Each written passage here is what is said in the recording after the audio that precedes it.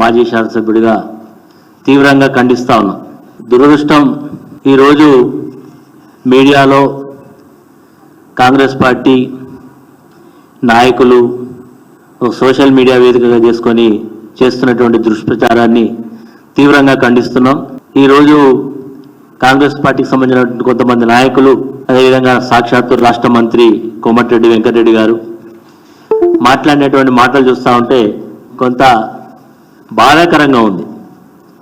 అంతేకాకుండా ఈ కేసు మీద ఇన్ఫ్లుయెన్స్ చేయాలనేటువంటి ప్రయత్నం చేస్తున్నట్టుగా కనబడుతూ ఉన్నది.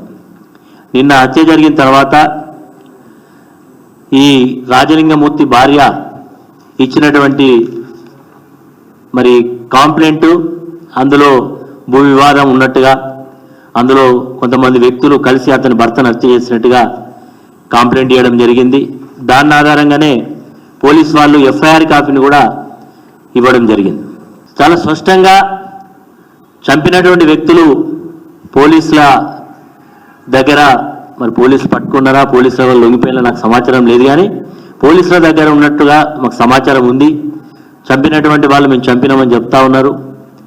దానికి సంబంధించినటువంటి విషయాలన్నీ కూడా తెలిసిన తర్వాత ఈరోజు వీళ్ళు మాట్లాడేటువంటి మాటలు చూస్తూ ఉంటే ఈ యొక్క హత్యా కోణాన్ని ఒక రాజకీయ దురుద్దేశంతో బీఆర్ఎస్ పార్టీ పైన, సాక్షాత్తు మాజీ ముఖ్యమంత్రి కేసీఆర్ గారి పైన, హరీష్ రావు గారి పైన, నా పైన చుట్టేటువంటి ప్రయత్నం చేస్తున్నట్టు కనబడతా ఉన్నది. ఎందుకంటే ఈ యొక్క రాజలింగమూర్తి అనేటువంటి వ్యక్తి కాళేశ్వరం ప్రాజెక్టు మీద ఒక కేసు వేసిండు. ఆ కేసు వేసినందుకే మంత్రి అయితే సాక్షాత్తు వెంకటరమణారెడ్డి హత్య చేయించిందని చెప్తా ఉన్నాడు. ఏ ఆధారంతో ఆయన మాట్లాడుతున్నాడో ఆయన నోటికే మొక్కాలి. ఈరోజు ఆయన పార్టీ శాసనసభ్యుడిగా ఉండేటువంటి వేముల వీరేశం అనేటువంటి ఈరోజు ప్రస్తుత శాసనసభ్యుడు గతంలో ఒక హత్య చేయించిండని చెప్పి ఆ రోజు ధర్నాలు చేసినటువంటి సందర్భాలు మనం చూస్తాం. అసెంబ్లీ వేదిక మీద కూడా లేనటువంటి మాటలు అనేకం మాట్లాడినట్టు చూస్తాం. వెంకటరెడ్డికి ఇది పూర్తిగా ఒక ఆనవాయితీ అయిపోయింది, ఆనవాయితీతో మాట్లాడుతున్నట్టుగా అర్థమవుతా ఉన్నది. అదేవిధంగా కాంగ్రెస్ పార్టీకి సంబంధించిన కొంతమంది వ్యక్తులు ఇది బీఆర్ఎస్ పార్టీ హత్యా రాజకీయాలకు తెరలేపింది అనేటువంటి మాట మాట్లాడుతూ ఉన్నారు.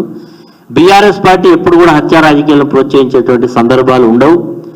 ఈరోజు రాజలింగమూర్తి గారు కేసు స్టేషన్లో, ఒకవేళ అందులో కేసు విచారణలో ఉన్నది, ఆల్రెడీ రాష్ట్ర ప్రభుత్వం కమిషన్ వేసింది, కమిషన్ విచారణ జరుగుతున్నది.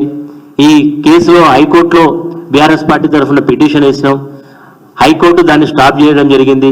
భూపాల్పల్లి డిస్టిక్ కోర్టు ఇచ్చినటువంటి ప్రొసీడింగ్స్ కూడా మేము కోర్టులో చట్టపరంగా ఎదుర్కొనే సందర్భాలు మాకున్నాయి. కానీ ఈరోజు అక్కడ హత్య జరిగిన దానికి భూ వివాదాలే కారణమని, ఈ వ్యక్తికి అక్కడ ఉండేటువంటి కొంతమంది వ్యక్తుల మధ్య భూ వివాదాలకు సంబంధించినటువంటి పంచాయతీ నడుస్తున్నది, కోర్టులో ఉన్నది అనేటువంటి సందర్భంలో ఈ చంపినటువంటి వ్యక్తులు కూడా మన అక్కడ ఉండేటువంటి పోలీస్ అధికారుల దగ్గర కంప్లైంట్ చేసినట్టుగా, ఇతను వాళ్ళ మీద కంప్లైంట్ చేసినట్టుగా, మరి వాళ్ళు ఇరువురు కూడా మరి ఇద్దరి మధ్య వైరుధ్యం ఉందనేది చాలా స్పష్టంగా ఉన్నది. కాబట్టి అది ఆ కోణంతో చూడకుండా ఈరోజు మా మీద బట్టగాల్సి మీదే బాధ్యత అనేటువంటి పద్ధతిలో చేయడం ఏదైతుందో దీన్ని మేము తీవ్రంగా ఖండిస్తున్నాం. ఈ హత్యకు నాకు కానీ బీఆర్ఎస్ పార్టీ కానీ ఎలాంటి సంబంధం లేదు.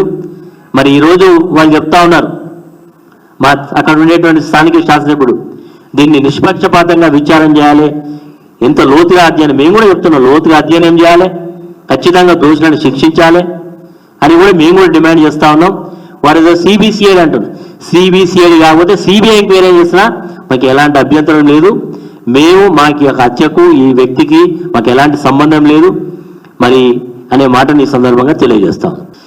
ఈరోజు ముత్తుడి భార్య ఇచ్చినటువంటి కంప్లైంట్ ఏ రకంగా ఉంది, కొన్ని గంటలు మారిన తర్వాత కొంతమంది వ్యక్తులు వారిని ప్రేరేపితం చేసి మాట్లాడించినట్టుగా కనబడతా ఉన్నది తప్ప, ఇది గతంలో ఈరోజు ఎవరైతే ఆమె ఆరోపణ చేస్తా ఉన్నదో ఆమె గతంలో బీఆర్ఎస్ పార్టీ నుంచి కౌన్సిలర్గా గెలిచినటువంటి ఆమె, వాళ్ళ యొక్క విధానాలు నచ్చగానే వారిని పార్టీ నుంచి దూరం పెట్టడం జరిగింది. ఈరోజు ఆమె మాట్లాడినటువంటి మాట కొంతమంది వ్యక్తుల యొక్క ప్రేరేపితంతో మాట్లాడినట్టుగా ఉన్నాయి. మరి ఈరోజు నిజంగా మేము చెప్తా ఉన్నాం, అక్కడ ఉండేటువంటి పోలీస్ అధికారులకు వాస్తవాలను కూడా తెలుసు. అక్కడ ఉండేటువంటి భూ వివాదాల్లో ఎంతవరకు ఇతను కూరుకుపోయిండు, ఇతను ఒక రౌడీ షీటర్గా కూడా ఉన్నాడు, చాలా లిటిగెంట్ అనేది కూడా అక్కడ ఉండేటువంటి భూపాలపల్లి ఎవరైనా చెప్తారు. కాబట్టి అతని యొక్క హత్యకు ఆ భూ వివాదమే తప్ప నాకు కానీ మా పార్టీ కానీ ఎలాంటి సంబంధం లేదు. మా పార్టీకి సంబంధించినటువంటి ఏ వ్యక్తుల యొక్క ప్రమేయం లేదు. ఇది కేవలం మా మీద చేస్తున్నటువంటి నిరాధారమైనటువంటి ఆరోపణలు తప్ప ఇది కూడా వాస్తవం లేదనేది నా అభిప్రాయం.